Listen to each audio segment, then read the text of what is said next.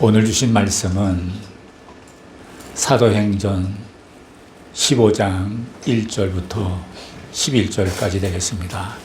한 절씩 번갈아 읽도록 하겠습니다. 어떤 사람들이 유대로부터 내려와서 형제들을 가르치되 너희가 모세의 법대로 할례를 받지 아니하면 능히 구원을 얻지 못하리라 하니, 바울과 바나바와 저희 사이에 적지 아니한 다툼과 변론이 일어나니라. 형제들이 이 문제에 대하여 바울과 바나바와 및 그 중에 몇 사람을 예루살렘에 있는 사도와 장로들에게 보내기로 작정하니라. 저희가 교회의 전성을 받고 베니게와 사마리아로 다녀가며 이방인들의 주께 돌아온 일을 말하여 형제들을 다 크게 기쁘게 하더라. 예루살렘에 이르러 교회와 사도와 장로들에게 영접을 받고 하나님이 자기들과 함께 계셔 행하신 모든 일을 말하매, 바리새파 중에 믿는 어떤 사람들이 일어나 말하되 이방인에게 할례를 주고 모세의 율법을 지키라 명하는 것이 마땅하다 하니라. 사도와 장로들이 이 일을 의논하여 모여 많은 변론이 있은 후에 베드로가 일어나 말하되 형제들아, 너희도 알거니와 하나님이 이방인들로 내 입에서 복음의 말씀을 들어 믿게 하시려고 오래전부터 너희 가운데서 나를 택하시고 또 마음을 아시는 하나님이 우리에게와 같이 저희에게도 성령을 주어 증거하시고 믿음으로 저희 마음을 깨끗이 하사 저희나 우리나 분간치 아니하셨느니라. 그런데 지금 너희가 어찌하여 하나님을 시험하여 우리 조상과 우리도 능히 내지 못하던 멍에를 제자들의 목에 두르느냐. 함께 읽죠. 우리가 저희와 동일하고 주 예수의 은혜로 받는 줄 믿노라 하니라. 아멘. 예, 오늘의 말씀은 교리의 논쟁 첫 번째가 되겠습니다. 우리는 지금 현재 사도행전을 강해 설교를 하고 있습니다. 오늘부터는 15장을 공부하게 되네요. 예수를 믿어보려고 큰 마음을 먹고 교회 다니려 하거나 성경 공부를 하려고 하면 때론 시험거리가 다가오기도 합니다. 그 시험거리는 초신자들에게도 있을 수 있고 또 교회에도 있을 수가 있습니다. 오늘 본문 말씀 같이 당시 초대교회도 그런 모습이 있었습니다. 사도 바울과 바나바가 성공적으로 전도 여행을 마치고 돌아와서 간증을 했습니다. 하나님께 영광 돌리고 찬양했고 감사드렸습니다. 그러나 모든 사람이 다 기뻐한 것만은 아니었습니다. 반대하고 의외로 무엇을 요구를 하는 일단의 무리들이 있었습니다. 일부 바리새파 유대인들이 있었습니다. 그들은 유대에서 내려온 안디옥으로 내려온 사람들이었습니다. 그들은 모세의 법대로 할례 받지 아니하면 구원을 얻지 못하리라고 말해서 바울과 바나바와 그리고 저들 사이에 크게 다툼이 생겼습니다. 변론이 일어났습니다. 성령의 불이 일어났는데 그에 맞서 성령의 불을 끄는 반대자들이 지금 일어나고 있습니다. 이들이 부딪힌 문제는 전통적인 신앙에 대한 갈등입니다. 즉, 교리적인 문제에 대한 갈등입니다. 예나 지금이나 성령의 역사가 일어날 때 이런 교리적인 논쟁이 잘 일어나기도 합니다. 제가 오래전에 어릴 때부터 다니던 모교회가 있었는데 굉장히 보수적이고 장로교회고 아주 전통적인 교회였는데 저와 제 아내가 그만 성령을 받게 된 거예요. 기도했죠. 성령을 받았는데 이 교회 분들이 그걸 이해를 못하고 저 부부가 산기도 다니더니 드디어 귀신을 들렸다. 이렇게 막 광고하기 시작하는 거예요. 결국은 저희가 거기 있지 못하고 떠나게 됐는데 이렇게 성령이 임하면 전통적인 사람들은 반대합니다. 심지어 귀신 들렸다라고까지 말합니다. 1, 2절 본문에 보면 일단의 무리들이 유대로부터 안디옥까지 내려와서 그들이 말하기를 구원받는 것도 좋다. 예수 믿는 것도 좋다. 성령 받는 것도 좋다. 그렇지만 거기에 더해서 할례를 받아야만, 모세의 율법을 지켜야만 구원받을 수 있다. 이렇게 말하는 것입니다. 이는 사람들의 마음을 매우 혼란스럽게 만들었습니다. 할례를 주장하는 사람들에게는 중요한 것은 법이었습니다. 물론 법은 중요합니다. 그러나 법보다 더 중요한 것이 은혜입니다. 법이 우리를 살리는 길이 아닙니다. 어쩔 수 없어서 만든 것이 법입니다. 세상에는 법의 노예가 된 사람들이 많이 있습니다. 모든 문제를 법으로 해결하는 사람들이 많습니다. 법으로 해보자, 뭐 이런 말들 많이 하지 않습니까? 그러나 그 모든 문제가 꼭 법으로만 해결되는 것은 아닙니다. 할례를 주장하는 사람들은 율법에 의존해서 그것만이 정의요, 그것만이 진리라고 말합니다. 그들은 할례를 받아야만 한다고 주장을 합니다. 이 할례에 관한 것은 창세기 17장에 나옵니다. 할례는 하나님의 언약, 즉 약속의 상징입니다. 너는 내 백성이며 나를 의지하며 살아야 한다. 이것이 하나님의 입장이었습니다.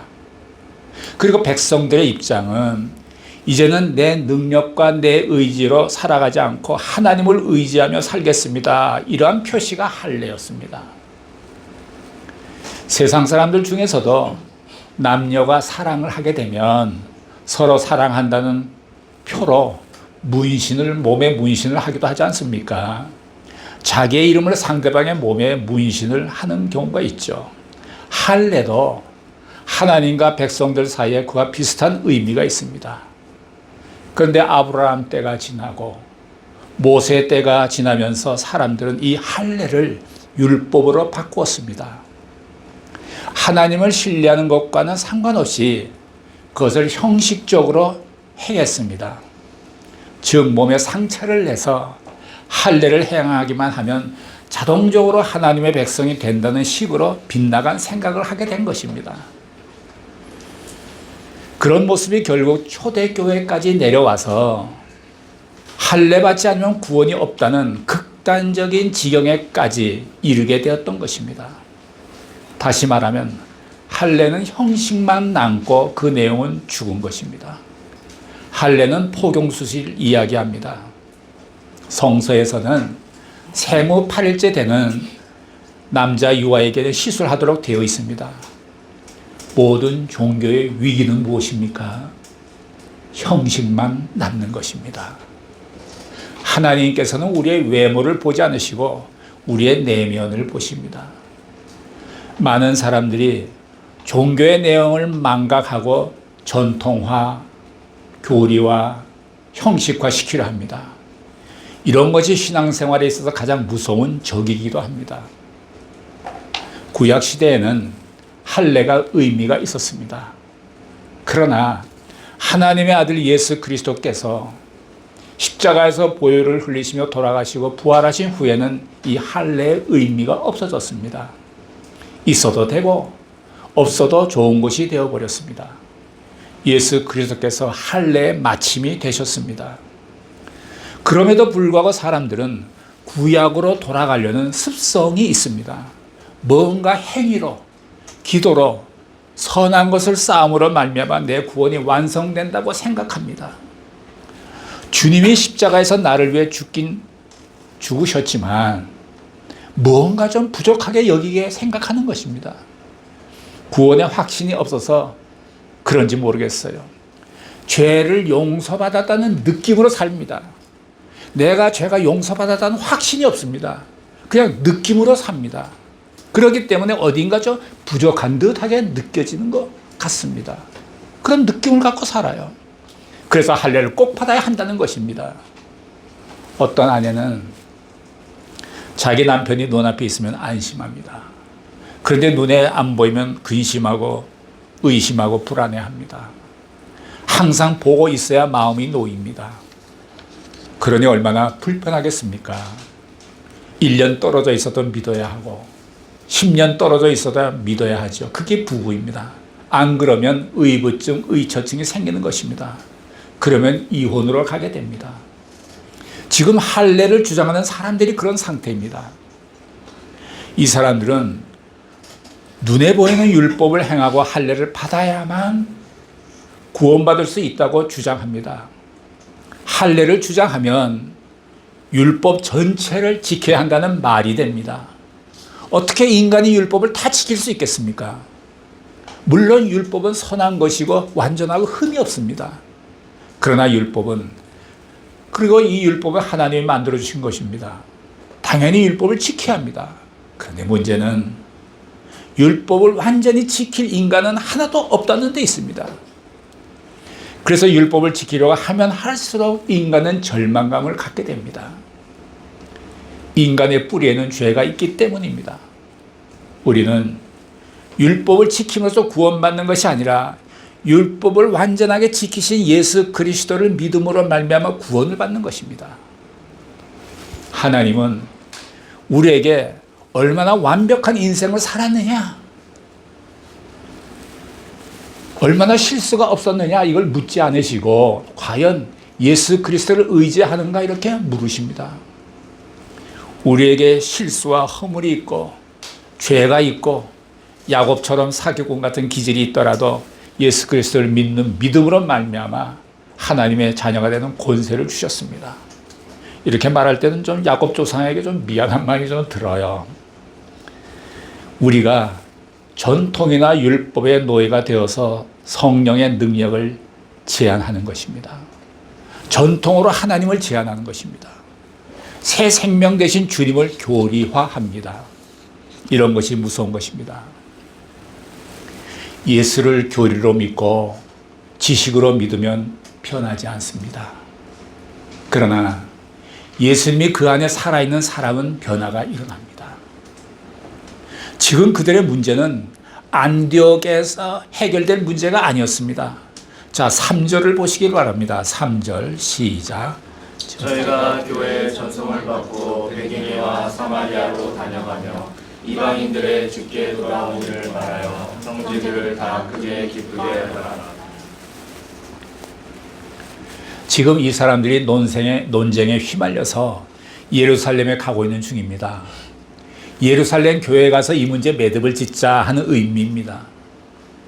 우리는 교리를 부인하지 않습니다. 성령도 믿습니다. 예수님이 부활하신 것도 믿습니다. 예수님이 물 위에 걸어가신 것도 우리는 믿습니다. 즉, 이렇게 믿는다는 지식과 생각은 다 있습니다. 그런데 더 중요한 것은 바로 그 예수님이 내 안에 계셔야 한다는 것입니다. 갈라디아서 2장 20절에 보면 내가 그리스도와 함께 십자가에 못 박혔나니 그런즉 이제는 내가 사는 것이 아니요 오직 내 안에 그리스도께서 사신 것이라. 영적으로 보면 내 몸 안의 심장도 예수님의 심장으로 영적 이식 수술이 된 것이라고 생각해요. 왜? 이제는 내가 사는 것이 아니요 오직 내 안에 그리스도께서 사신 것이라고 하지 않았습니까? 예수님이 내 안에 계셔야 합니다. 요한계시록 3장 20절에 보면 예수님이 이렇게 말씀하셨어요. 볼지어다 내가 문 밖에 서서 두드리노니 누구든지 내 음성을 듣고 문을 열면 내가 그에게로 들어가 그로 더불어 먹고 그는 나로 더불어 먹으리라. 성경을 보면 예수님이 내 안에 계셔야 함을 계속 강조하고 있습니다. 바울의 일행, 그들 안에는 예수님이 계셨습니다. 매를 맞고 피투성이가 되고 아픈데도 그들이 찬송할 수 있고 기도드릴 수 있고 감사할 수 있었던 것은 예수님이 그들 안에 계셨기 때문입니다. 그래서 가능한 일입니다. 이런 자들이 사도행전의 사람들이었습니다. 자, 다음은 4절을 보시기 바랍니다. 4절 시작. 예루살렘에 이르러 교회와 사도와 장로들에게 영접을 받고 하나님이 자기들과 함께 계셔 행하신 모든 일을 말하며. 바울과 바나바가 예루살렘에 돌아와서 환영받는 모습을 생각하면 참 너무 좋습니다. 그리고 참 부럽기도 합니다. 그들은 그동안 하나님께서 어떻게 역사하셨는지를 이야기하며 기쁨을 나눴습니다. 믿는 사람끼리는 하나님을 얘기하면 너무 기쁩니다. 기쁩니다. 누군가를 만나서 영적 대화를 하면 들으면 어떤 사람 눈이 반짝반짝 해진 사람이 있는가 하면 어떤 사람 별 반응 없이 시큰둥하게 듣는 사람도 있습니다. 무덤덤해요. 그러면 정말 재미가 없어지죠. 내 개인 이야기를 하면 나중에 왜 내가 그런 이야기를 했지 후회될 때도 있습니다. 그러나 하나님 이야기를 하면 너무 좋습니다. 그런데 거기에는 일단의 율법주의자들은 예수도 좋고 성령도 좋은데 할례를 받아야만 한다고 말합니다. 그래서 그들 사이에 논쟁과 토론이 계속됩니다. 침묵하던 베드로가 입을 열어 말합니다. 7절에서 베드로는 먼저 자기 경험을 이야기했습니다. 하나님께서 이방인들에게 복음과 성령을 증거하게 하셨고, 그리고 아마 이방인 고넬료를 만난 사건도 이야기했을 것이에요. 그리고 8절에서 그는 다음과 같이 얘기합니다. 8절을 보십시오. 시작. 또 마음을 아시는 하나님이 우리에게와 같이 저희에게도 성령을 주어 증거하시고. 즉 베드로는 우리 유대인에게만 성령을 주신 줄 알았는데 이방인들에게도 성령을 주셨다는 것입니다. 그들에게 즉 유대인들에게는 정말 놀라운 사건이에요. 이런 상황에서 우리가 성령을 체험하지 못한다면 얼마나 억울한 일입니까? 이방인들도 지금 성령을 체험하고 있었는데 우리도 이방인인데 만약에 우리가 성령을 체험하지 못한다면 얼마나 이게 억울한 일이겠어요? 예수님은 누구십니까? 육체로 오신 분이십니다. 그분도 하나님이십니다. 우리가 말하는 하나님은 단수형이 아니고 복수형입니다.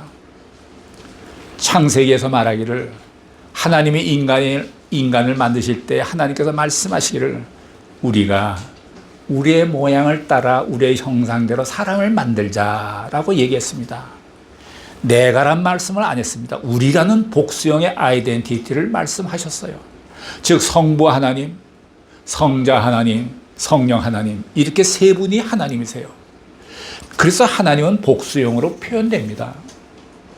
이 성자 하나님이 예수님이신데 그분은 부활하시고 하늘나라 승천하셨고 그 후 오순절 때 성령님이 오셨는데 그분은 육을 지니지 않은 영으로 오셨습니다. 예수님은 우리의 눈에 보이는 몸으로 오셨어요. 성령님은 오실 때에 어떤 현상으로 오셨어요.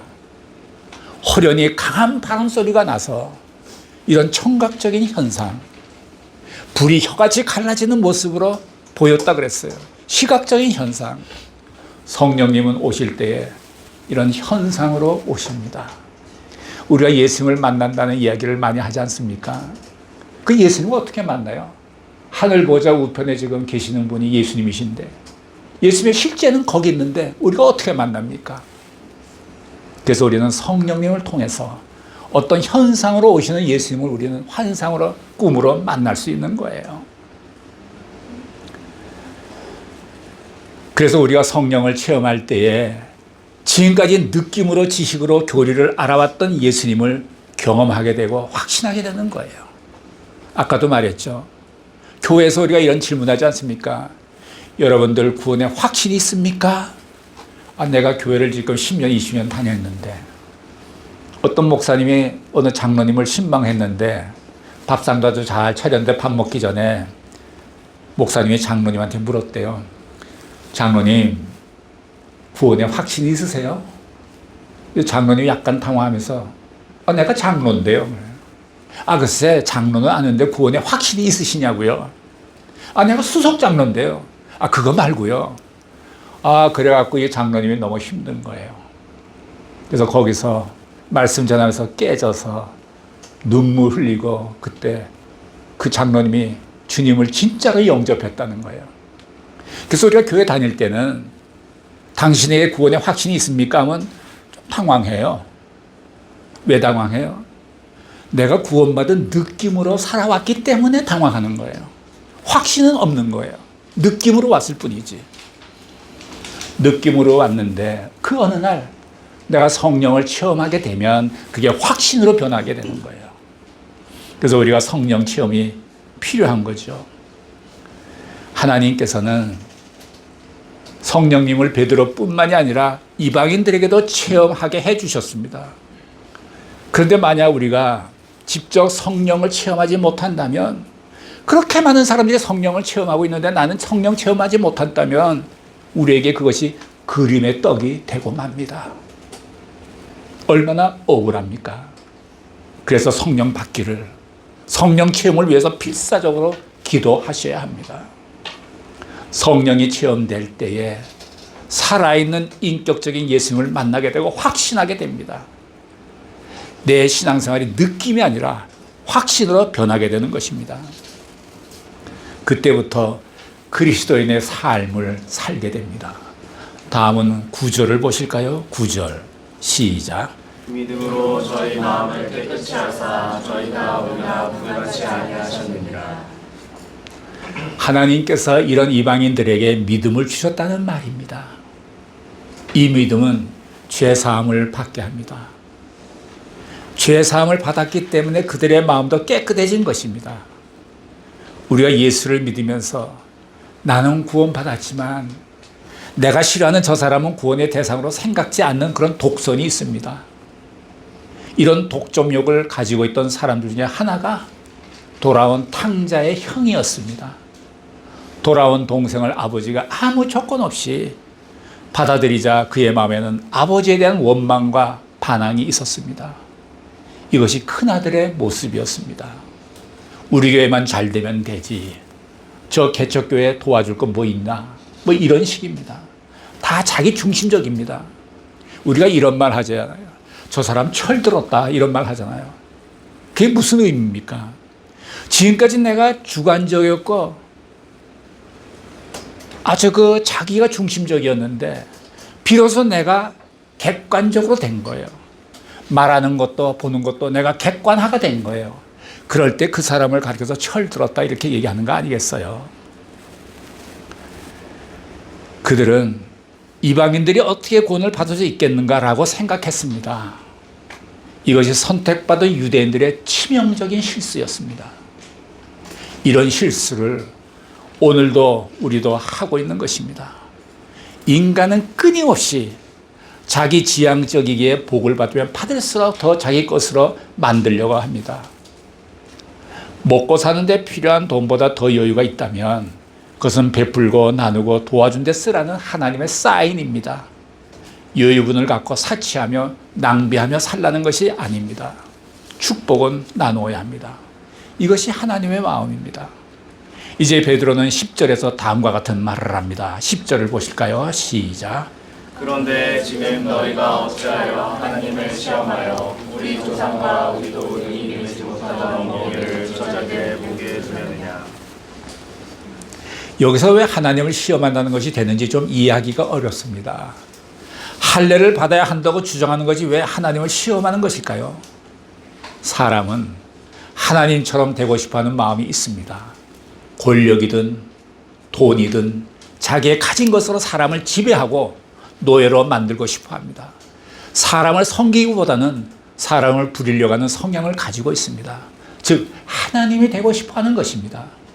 지금 할례를 강력히 주장한 자들이 바로 하나님같이 되려는 모습이라는 것입니다. 그래서 하나님을 시험하지 말라라는 것입니다.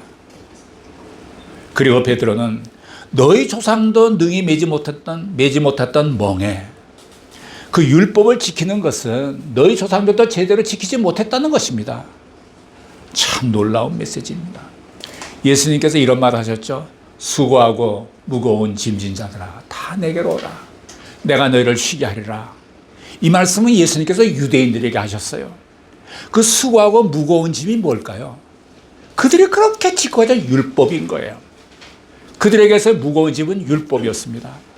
그걸 내려놓고 내게 와서 편히 쉬라는 것이 예수님의 말씀이셨어요.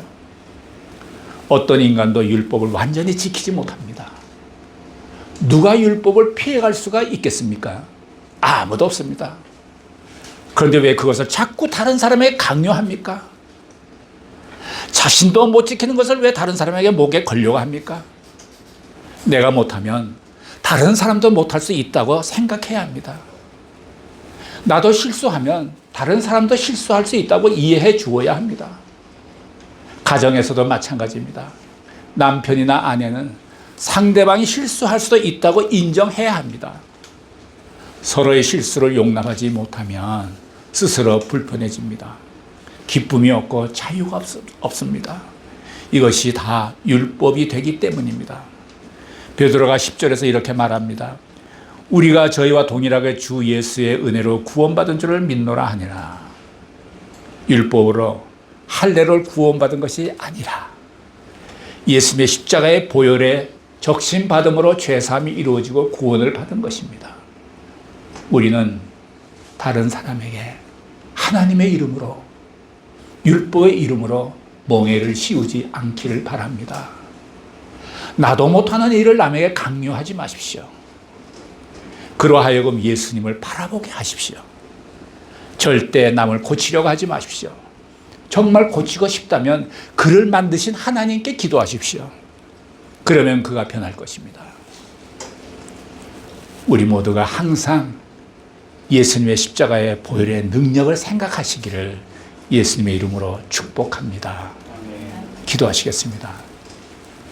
사랑하시는 하나님 아버지, 우리 모두 항상 예수님을 바라보게 하여 주시옵소서. 우리를 항상 진리 가운데 인도해 주실 것을 기대합니다. 감사드리며 예수님의 이름으로 기도했습니다. 아멘.